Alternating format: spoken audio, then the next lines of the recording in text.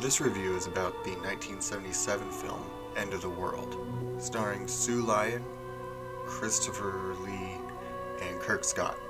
In this viewing, the most important thing I saw that was missing was a strong protagonist with a strong goal. And this review will be centering on the protagonist and what a protagonist's duty is within a typical science fiction film. The plot of the movie typically revolves around the protagonist's profession.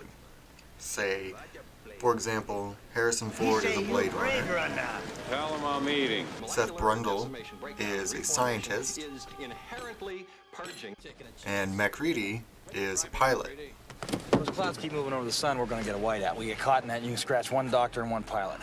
In this movie, Andrew Boren is either a scientist, a signal decipherer, or an engineer.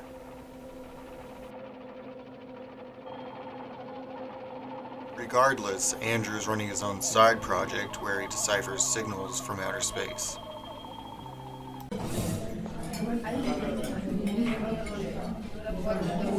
Andrew goes to a banquet in the beginning of this movie that apparently is in his honor. It's 5:30, Professor, and you are guest of honor at that banquet this evening. He gives a speech at this banquet. What's the purpose of this tour? Well, there's been a considerable drop-off in the enrollment of the various universities these days. Because the students in Andrew's world don't care about science anymore, the Pentagon has instructed Andrew to go on a college tour to give speeches that will re-inspire the students and get them interested in science again. It's a great example of a character being pulled away from their goal or their duty based on the needs of the environment around them. I dare! No!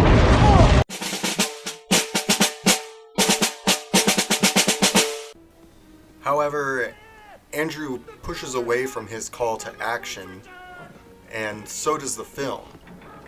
We don't get to see or hear Andrew give these speeches. We only get the perceived aftermath of these speeches by people around him telling him how great he is at giving these speeches. I'm sincere. Yeah, great. Get the fuck out of my face.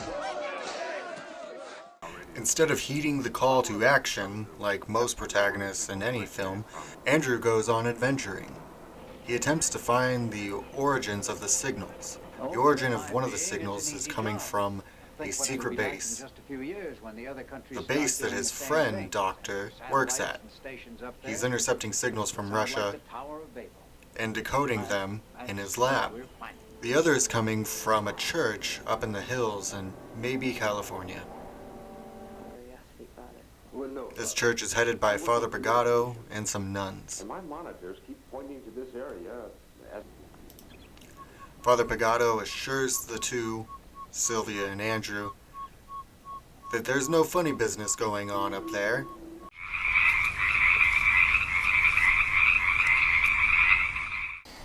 At this point, it's really important that the character's environment relate to their job. How the character interacts with their environment and how the environment, reacts to the character is a very important thing for the audience to understand the protagonist or the fucking movie.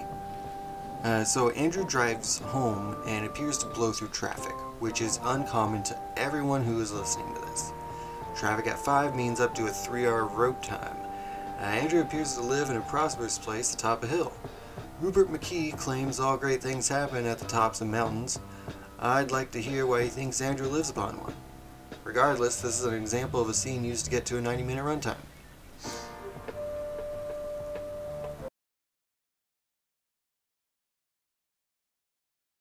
Andrew's friend John is a scientist or a security guard. You know, sometimes I get the feeling we've gone about as far as we can with this experiment. But that other project, that's something else.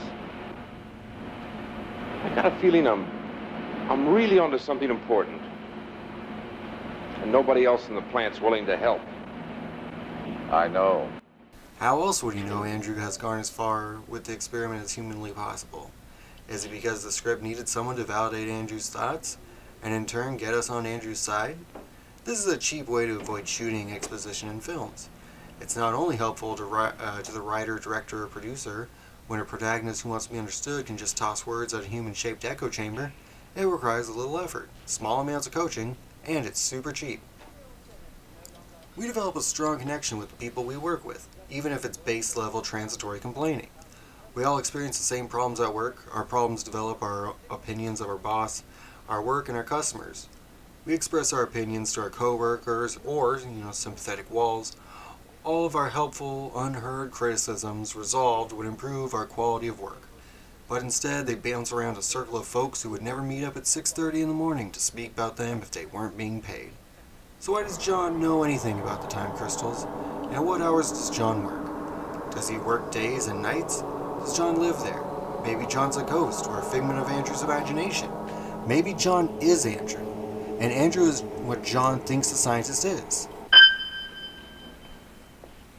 An audience's investment isn't limited to relating with the protagonist's job, clothes, or looks.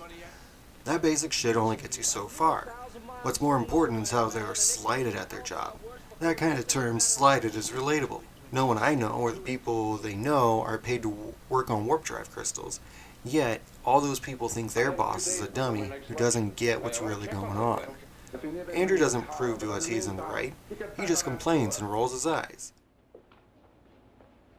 The environment in The Thing is clinical. Cold, harsh environment works for scientists who are only interested in cold, hard facts. The setting is a remote location. It's below freezing outside. The characters only have one means of escape, the helicopter. And the pilot might be The Thing, and so could everyone else. No one has a place to hide. It's a small place to live. The characters decide to hold themselves there until they prove who is and isn't The Thing. This decision works for who those characters are. Fact-based people who are only looking for facts, who rely on facts to be factual. They don't want to infect the rest of the world. They do like this program in the computer that shows how far the thing will spread if it gets outside of this area. So these guys have decided that they have to stay here. They're probably all gonna die. And I don't know if they're okay with that, but they definitely agree to stay there and die. Andrew uses none of his skills to progress the story. Well, that's unfair. He does use his ability to find signals in order to progress the story. However, beyond finding where the signals come from, Andrew isn't much help.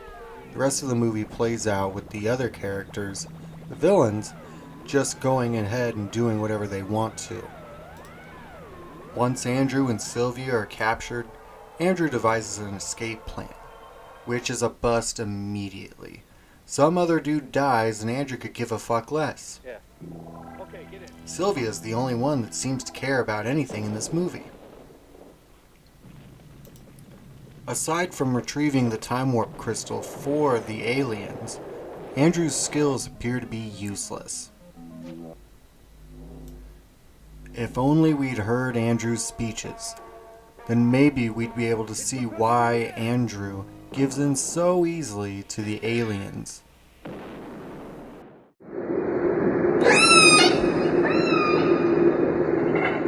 Of course, but the park will open with the basic tour you're about to take, and then other rides will come. The importance of a speech. In Jurassic Park, John Hammond gives a speech in which he explains what he's doing and the characters react to it. We hear what they like and don't like, but their opinions are important. We know that Ellie Sattler is a herbologist. She's like a paleontologist for dead plants. And Dr. Grant is a paleontologist. He's a paleontologist for dead dinosaurs.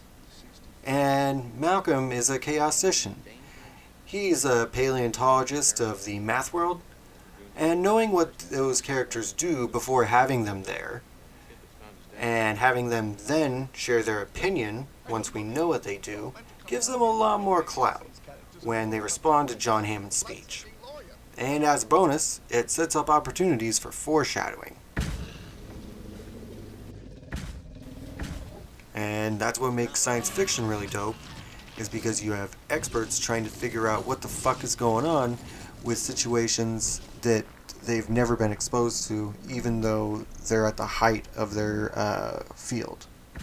I forgot to mention that Father Brigado is an alien called Zendar, and the world is a disease-infested place that will infect the rest of the universe. That's why they wanted to blow it up, I guess.